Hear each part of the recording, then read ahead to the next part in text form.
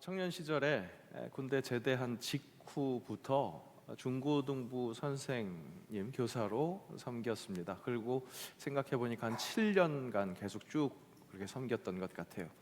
그리고 나서 이제 사역자가 되어서 교육부서를 맡는 사역자가 될 때 그 경험 덕분이었는지 계속해서 중고등부를 지도했습니다. 그 중에서 아주 재미있게 역동성 있게 그렇게 사역했었던 적이 있습니다. 실제 그 어렵다는 수적 부흥도 경험을 했었습니다. 그 공동체에 제가 연중에 부임을 했거든요. 3월 한 중순께에 부임을 했는데, 그렇게 부임하고 나서 그러니까 한 3, 4개월 후에 그 보통 교육부서에서 가장 메인 행사라고 여기는 여름 수련회, 그것을 준비해야 했습니다. 바로 그것을 진행해야 했습니다. 첫 이제 그 부서 부임해서 첫 메인 사역이다 그렇게 느끼니까 진짜 있는 것 없는 것 더 열심을 다해서 한 선생님들과 함께 그렇게 준비를 했습니다. 그런데 안타깝게도 그 수련회의 참석 인원이 단자리 숫자를 벗어나지 못했습니다. 그러니까 두 자리 숫자가 안 된 겁니다. 참여하는 학생들의 인원이. 주일 예배 참석하는 인원으로 보자면 굉장히 적은 숫자였습니다. 그런데 다행히도 선생님들은, 보조교사까지 합해서 선생님들은 많이 참여를 하셔서 선생님들은 두 자리 숫자가 되어서 거의 선생님 대 학생의 비율이 2대1 정도 됐습니다. 그래서 선생님들끼리 우리는 굉장히 고퀄리티 교육을 실행하고 있는 것이라고 그렇게 위로를 하면서 수련회를 진행했었던 기억이 있습니다. 첫 여름 수련회 학생의 참여가 그렇게 저조했던 이유는 바로 전해 수련회가 통독 수련회, 성경 통독 수련회로 진행됐기 때문입니다. 시작부터 끝까지 밥 먹는 시간 빼고는 계속 성경만 읽었던 거예요. 어떻게 보면 굉장히 의미가 있고 좋은 그런 아이템이 될 수는 있는데, 청소년 아이들에게는 그렇게 좋은 이렇게 기억되지 않는 그런 추억이 되었나 봅니다. 그런데다가 그 해만 그 수련회가 그랬었던 게 아니라 그 전전해에도 계속해서 수련회에서 아이들이 어떤 감흥이 좀 느끼기가 어려웠기 때문에 이 공동체에서는 이 여름 수련회에 대한 기대가 없었던 겁니다. 그러니까 그런 토양이었던 거죠. 하지만 그런 토양이었지만 첫 여름 수련회, 이제 사역자가 딱 부임해서 첫 행해야 하는 여름 수련회이다 보니까 정말 프로그램을 다양하게 열심히 선생님들과 그렇게 최선을 다해서 준비를 했습니다. 그 중에서 기억에 나는 것이 이제 캠프의 마지막 밤 그날에 부모님들을 초청했습니다. 학생들에게는 부모님들이 온다는 이야기를 하지 않고 진행하는 그런 계획이었습니다. 사춘기 학생들이 부모를 만나는 거 사실은 뭐 그닥 달갑지 않은 일입니다. 여기까지 와서 부모님 만나야 돼? 이렇게 생각할 수도 있는 노릇이죠. 그런데 그 전에 그것이 감동이 될 수 있는 영적 흐름이 있었습니다. 이제 마지막 날 밤 저녁을 먹고 나서 강당에 아이들을 모아놓고 깡통을 쫙 뿌려놨습니다. 그리고 그 깡통을 신나게 밟는 시간을 가졌습니다. 아이들이 평소에 느꼈을 스트레스를 날려버릴 수 있는 그런 시간이었겠죠. 그런데 그것으로 끝나는 게 아니라 그 험상궂게 찌그러진 깡통을 들고 그 깡통의 모습과 비슷한 자아를 확인하는 그런 시간을 가졌습니다. 그렇게 불쌍하게 찌그러져 있는 내가, 그렇게 항상 혼자 외로운 것 같은 내가 결코 혼자가 아니라는 사실을 부모님들을 등장시키면서 깨닫게 하는 것이죠. 그래서 그 등장한 부모님들은 예수님이 가르쳐 준 대로 다시 그 사랑하는 자녀들을 섬기는 마음으로 자녀들의 발을 닦아 주었습니다. 사춘기 자녀들 속 더럽게 썩이는 그런 자녀들이잖아요. 어느 순간 그 사랑스러웠던 존재가 아니라 화상 같은 그런 존재로 변해버려 있는데, 근데 그 순간 다시 그 생명이 우리 가정에게 주신 정말 크나큰 선물이었다는 것, 그것을 기억하며 아이들의 발을 닦은 부모들도 감동이었고, 그 완전히 깡통처럼 찌그러진 그 자아가 나 혼자인 줄 알았는데 그 혼자 있는 내가 결코 혼자가 아니라 나를 정말 사랑해주는 존재들이 있다는 것. 혹시 부모가 참석하지 못한 친구들은 교회 선생님인 아주 가까운 청년들이 바로 그런 존재가 되어준다는 것을 확인할 수 있었습니다. 참여한 모든 이들이 눈물을 펑펑 흘리면서 정말로 큰 은혜의 시간을 경험했습니다. 그 다음 해에 여름 수련회에 참석한 학생들의 숫자는 어떻게 변해 있었을까요? 2배? 3배? 4배의 숫자가 그 다음 해에 수련회에 참석을 했습니다. 물론 그 해 수련회는 제주도에서 행했기 때문에 그 장소 어드밴테이지도 분명히 있었습니다. 그런데 그 해 수련회만, 여름 수련회만 그렇게 모인 게 아니라 그 이후에 여름 수련회 때도 계속해서 그런 인원이 함께 모였고, 그것뿐만 아니라 있지도 않았던 가을 수련회도 새로 계획을 해서 은혜를 받을 수 있는 그런 시간, 그런 기회를 많이 확보했습니다. 정말 아주 역동적으로 활동해서 아마 그 교회 역사상 중고등부 예배 참석 인원의 레코드도 갈아치웠었던 것으로 그렇게 기억을 합니다. 숫자만의 부흥도 아니었습니다. 아이들이 정말 예배를 잘 드리고 말씀에 대한 피드백도 적극적으로 가져왔습니다. 그러니까 2부 행사에 반나눔을 하거나 뭔가 특별한 활동을 할 때에도 굉장히 주체적으로 역동성을 보였습니다. 또 하루는 한 친구가 저를 따로 찾아왔습니다. 상담을 해보니까 겉으로는 전혀 징후를 발견할 수 없는 친구였는데 자살 충동을 느끼는 겁니다. 악한 영이 아주 가까이 다가와서 자꾸 유혹시키는 것, 그것을 경험하더라는 거죠. 함께 붙들고 기도했습니다. 점점 평안을 느끼는 것을 느낄 수 있었고, 이 친구는 얼마 전에도 외국에 잠시 연수 갔다 온다고 식사를 함께 나누기도 했습니다. 또 다른 아이도 있었습니다. 수련회, 역시 그때도 수련회였는데 저녁 기도회 시간에 이렇게 서로를 축복하는 그런 시간이었는데 저를 향해서 오더니 이렇게 고백하는 겁니다. 목사님 같은 분이 계셔서 나 같은 애가 자살하지 않아요. 그렇게 이야기를 해주는 거예요. 그때는 정말 의아했습니다. 왜냐하면 그 친구는 뭐 개인 상담을 하거나 그런 친구가 아니었거든요. 그래서 조금 독특하긴 했는데, 그런데 그 시간에 그렇게 고백해 오는 것, 그것을 보면서 정말 생명을 살리는 일, 그것은 내 능력으로 하는 게 아니구나, 진짜 하나님이 하시는 거구나, 그런 것을 느낄 수 있었습니다. 그런 좋은 기억으로 남아 있습니다. 정말 좋은 추억이 됐습니다. 그런 하나님이 함께 하심, 그것은 지금 이 새 영광의 사역에서도 마찬가지입니다. 시시때때로 곳곳에서 그 하나님이 하시는구나, 그런 것을 느낄 수 있는 그런 일들이 일어나고 있습니다.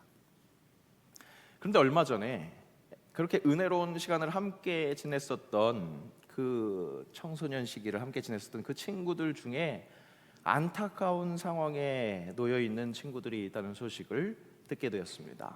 한 친구는 우울증 진단을 받고 정신과 치료를 받고 있습니다. 그 소식은 이미 몇 년 전에 들었는데 새로 들었어도 지금도 별 달라진 것은 없다는 소식이었습니다. 또 다른 친구는 신앙에 큰 시험이 들어서 교회를 나가지 않고 있다는 소식이었습니다. 정말 속이 타고 기가 막힌 건 그들의 부모가 진짜 신실한 신앙인들이라는 사실입니다. 그 누구보다도 자녀를 위해서 정말로 간절히 기도하는 그런 부모들의 자녀들이 그런 시험 중에 있고 아픔 속에 있다는 겁니다. 그 소식을 전해 들은 저도 그들의 그 중고등부 시절의 영적인 그런 지도를 했던 사람으로서, 또 아름다운 추억을 공유하는 사람으로서 정말 마음이 아팠습니다. 물론 그 부모의 마음만이겠습니까? 그만큼이겠습니까? 하지만 그 친구들의 아픔, 또 그 부모들의 아픔이 결코 남의 일처럼 여겨지지가 않았습니다. 그러면서 느껴지는 것, 내 마음이 이렇게 아픈데, 그 부모 마음들이 그렇게 아플 터인데 하나님의 마음은 얼마나 아프실까? 하나님의 마음은 얼마나 아프실까? 은혜 속에 있는 새영광 공동체도 마찬가지입니다. 하나님의 마음에 아픈 일, 되게 좋았었는데 하나님의 마음에 아픈 일이 일어나기도 합니다. 예전에 좋았다가 지금은 아파. 그 일뿐만 아니라 지금도 좋은데 하나님 마음 아픈 일이 공존하기도 합니다. 오늘 우리에게 허락하신 말씀은 예레미야 말씀입니다. 예레미야는 눈물의 선지자로 알려져 있습니다.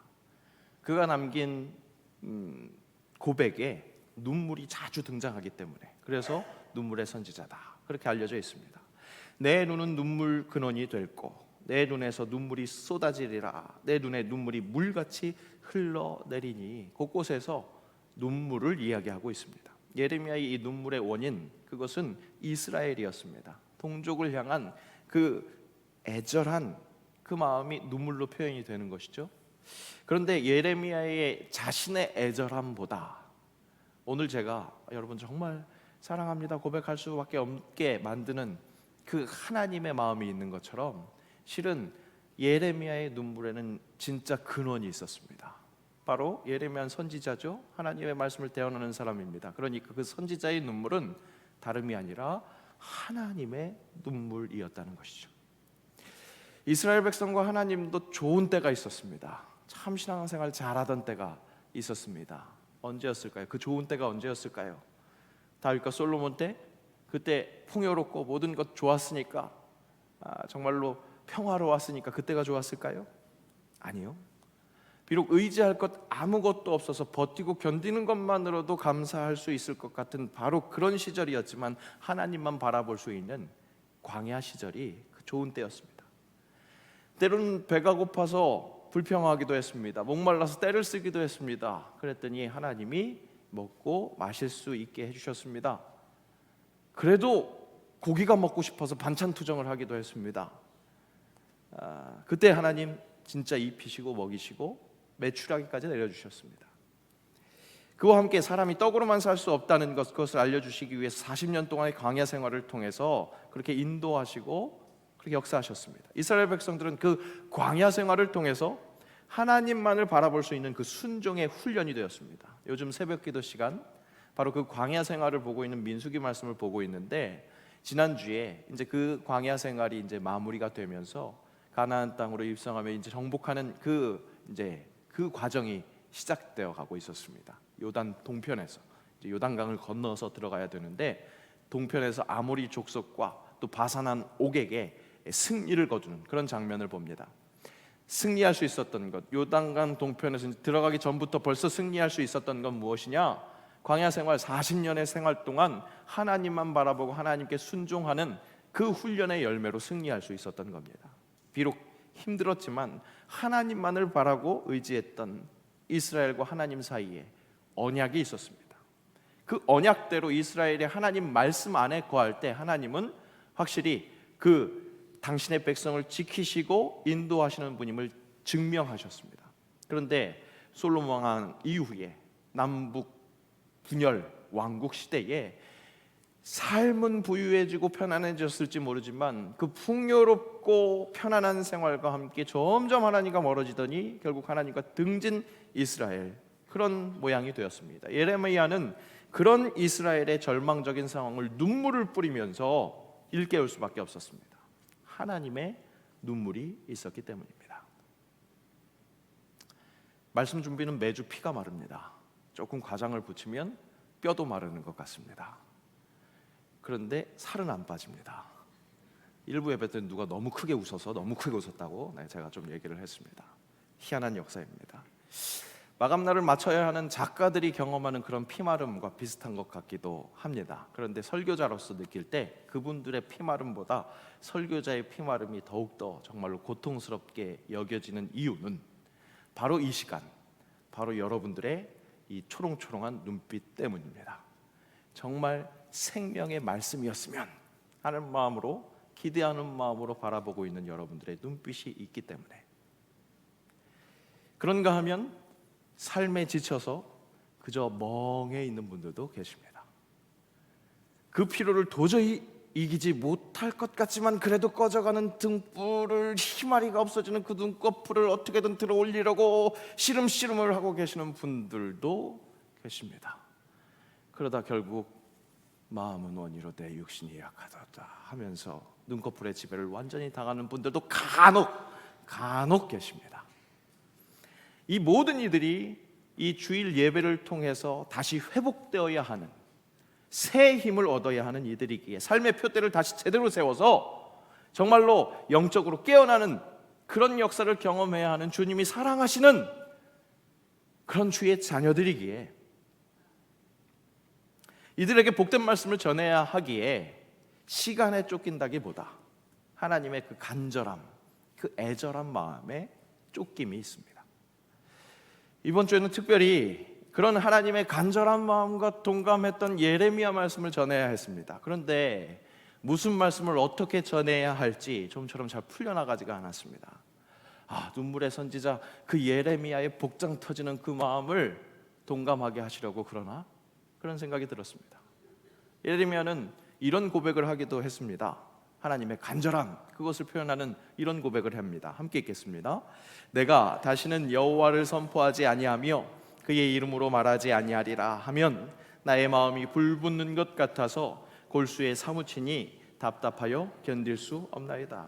자신을 통해서 선포되는 하나님의 말씀을 귀등으로도 듣지 않는 그 이스라엘 백성들의 반응을 보면서 내가 다시는 여호와를 선포하지 않을 거야. 예레미야 마음에 그런 마음이 든 겁니다. 그런데 그런 마음이 들다가도 다시 뭐라고 말합니까? 그렇게 외면하려 해도 나의 마음이 불붙는 것 같아서 골수에 사무치니 답답하여 견딜 수 없나이다. 하나님의 사람 예레미야는 하나님과 동감이 되어서 이렇게 탄식하는 겁니다. 전혀 말씀이 들어가고 있지 않은, 언제 좋은 관계가 있었는지 전혀 기억도 못하는 것처럼 어둠의 터널에 처박혀 있는 그 상대에게도 마음이 불붙는 것 같아서 골수에 사무쳐서 답답하여 견딜 수가 없다. 그렇게 말하는 겁니다. 부족한 종에게 그런 예레미야의 마음을 주십니다.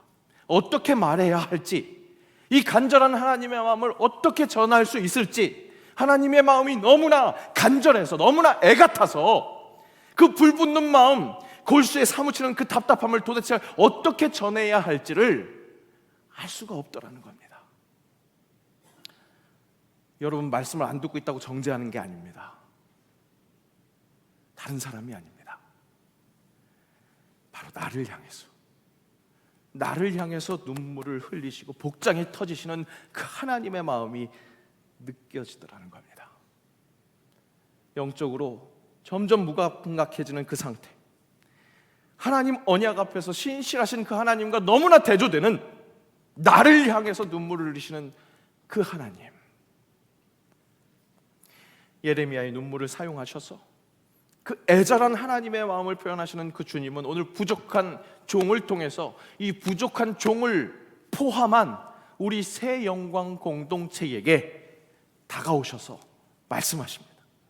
그리고 그 한없는 어두움과 절망, 어떻게 보면 포기라는 단어가 더욱더 어울린 그런 지경에 있는 우리에게 정말로 너무나 놀랍게도 새 언약을 선포하신다는 겁니다. 여호와의 말씀이니라. 보라, 날이 이르리니 내가 이스라엘 집과 유다 집에 새 언약을 맺으리라. 그렇게 밝은 희망의 말씀이 등장하지 못할 것 같은 그 순간에 새 언약을 말씀하십니다. 이 새 언약은 조상들의 손을 잡고 애국을 탈출할 때 그때 맺은 옛 언약과는 다를 것이라고 말씀하십니다. 여러분, 새 언약이 필요한 것 무슨 이유입니까? 옛 언약을 지키지 못했기 때문입니다.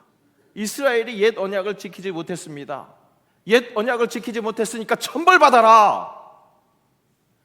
이스라엘에게 찾아온 환난, 멸망, 그 어둠의 터널을 보자면 하나님의 화법이 그건 것 같습니다. 그리고 그렇게 천벌받아라 말씀하셔도 할 말이 없을 것 같은 그런 영적 상태에 있었습니다. 그런데 하나님은 바로 그 지경에서 다시 새 언약을 허락하십니다. 그 새 언약은 옛 언약과 다르게 이렇게 기록되고 이렇게 보관될 것이다. 다시 약속하십니다. 함께 읽겠습니다. 그러나 그날 후에 내가 이스라엘 집과 맺을 언약은 이러하니 곧 내가 나의 법을 그들의 속에 두며 그들의 마음에 기록하여 나는 그들의 하나님이 되고 그들은 내 백성이 될 것이라. 여호와의 말씀이니라. 모세를 통해서 허락하셨던 옛 언약은 돌에 기록되었습니다.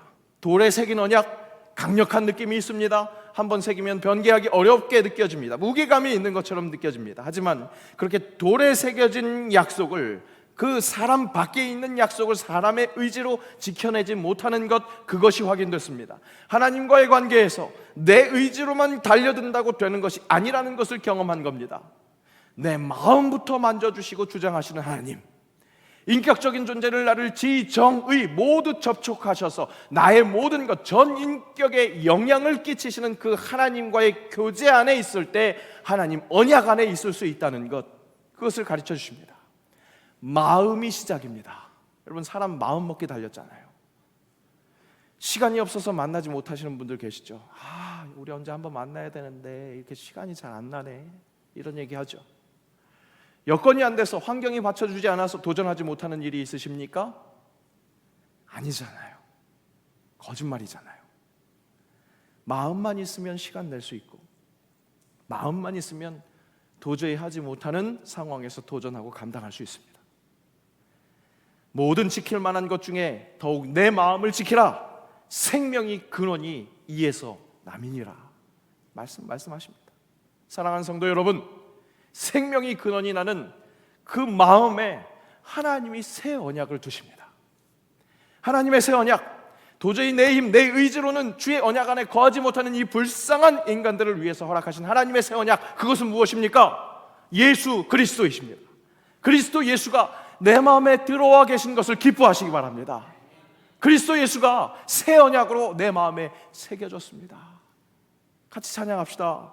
주 예수 내 마음에 들어와 계신 후 변하여 새 사람 되고, 내가 늘 바라던 참빛을 찾음도 주 예수 내 마음에 오심, 주 예수 내 마음에 오심, 주 예수 내 마음에 오심, 물밀듯 내 마음에 기쁨이 넘침은 주 예수 내 마음에 오심.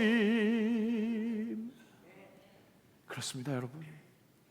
이스라엘을 사랑하시기에 다시 허락하시는 하나님의 새 언약, 예수 그리스도가 우리 마음판에 새겨지는 줄로 믿습니다. 하나님의 그 한량없는 사랑에도 불구하고 도저히 복구 불가능할 것 같은 그런 영적 침체에 처해 계십니까? 한때는 참 좋았는데 언제 그랬는지 기억하지도 못하게 그런 영적 침체 계속 겪고 계십니까? 그 터널이 계속 길어지기만 하고 있습니까? 나도 좀 어떻게 하고 싶은데 시간이 없습니까? 환경이 도와주지 않습니까? 그렇게 다른 것에 문제가 있습니까? 모든 지킬 만한 것 중에 더욱 내 마음을 지켜라. 생명의 근원이 이에서 남이니라. 새 언약, 예수 그리스도가 내 마음에 들어오시도록 당신의 마음을 내어드리십시오. 우리에게 다시 오셔서 당신의 구원을 완성시키실 그 주님을 기대하십시오. 마음은 내려드렸는데 왜 이렇게 오래 걸릴까요? 이 거친 세상에서 예수쟁이로 살아가는 것이 너무 힘들어요. 참 만만치 않습니다. 여러분, 우리 마음에 들어오신 예수 그리스도가 새 언약임을 기억하십시오. 언약은 무엇입니까? 약속입니다. 아직 이루어지지 않았을지라도, 그 기다림이 길어질지라도 분명히 이루어질 그날이 있다는 것을 약속하는 것이 언약이라는 겁니다. 그 약속을 마음에 품은 자는 오늘의 이 기뻐할 수 없는 현실에 눌리지 않습니다. 지지 않고 기다립니다. 그리고 그 기다림 속에서 즐거움을 누릴 수 있습니다. 옛날 만화 영화 주인공 빨강머리 앤, 그 작은 소녀도 이런 말을 합니다. 저는 뭔가를 즐겁게 기다리는 것에 그 즐거움의 절반은 있다고 생각해요. 그 즐거움이 일어나지 않는다고 해도 즐거움을 기다리는 동안의 기쁨이란 틀림없이 나만의 것이니까요. 확실하지 않은 약속으로도, 여러분, 이 빨강머리 애는 확실한 약속을 붙드는 게 아니에요. 확실하지 않은 약속에서도 그 기다림에서 즐거움을 누릴 수 있는 것, 마음의 문제라는 겁니다. 이 작은 소녀도 마음을 다스릴 줄 압니다. 그런데 여러분, 더군다나 우리에게 허락된 새 언약은 헛된 언약이 아닙니다. 믿을 수 있는, 믿을 수밖에 없는 유일하신 길이요 진리시요 생명이신 우리 주 예수 그리스도 하나님의 새 언약이라는 사실입니다. 광야 같은 인생 속에서, 그 세상 속에서 소년이라도 피곤하고 곤비하며 장정이라도 넘어지고 자빠집니다. 하지만 오직 여호와를 앙망하는 자는 새 힘을 얻으리니 독수리가 날개치며 올라감 같을 것이요 다른 박질하여도 곤비하지 아니하겠고 걸어가도 피곤하지 아니하리로다. 이것이 새 언약이 주는 그런 힘입니다. 중고등부 시절 그 좋은 추억을 함께 했었던 친구들이 시험 속에 있습니다. 아픔 속에 있습니다. 제 마음에 얼마나 큰 흠집이 나는지 모르겠습니다. 피곤하고 곤비하여서 넘어지고 쓰러지고 있다는 소식이 제 가슴에 흠집을 냅니다. 사랑하는 새영광 우리 식구들이 삶의 여러 환난으로 인해서 또 신앙의 사소하고 중대한 그런 시험들 속에 있는 것을 놓고 함께 기도할 때 정말 연분홍빛 그 속살, 그 심장이 탁탁 튀는 그 속살에 사포질을 하는 것 같은 그런 가슴 아픔이 느껴집니다. 하나님이 그 고통을 느끼고 계시기 때문입니다. 하지만 저는 포기하지 않습니다. 왜 그렇습니까? 하나님이 그대로 놔두지 않을 것이기 때문입니다. 하나님이 결국 변화시키실 것이기 때문입니다. 내가 끝이라고 생각하는 그 지점에서도, 혹 죽음이라는 그 절망의 현장에서도 모든 문제들 하나하나 죽음까지도 힘을 잃고 생명의 근원 되신 예수 이름 앞에 모든 무릎이 꿇어 굴복하네. 그 새 언약을 허락하실, 그 언약을 이루실 하나님이 나의 하나님이시기에 포기하지 않습니다. 굴복하지 않습니다. 그날 허락할 그 즐거움의 절반을 오늘 누리고 있습니다.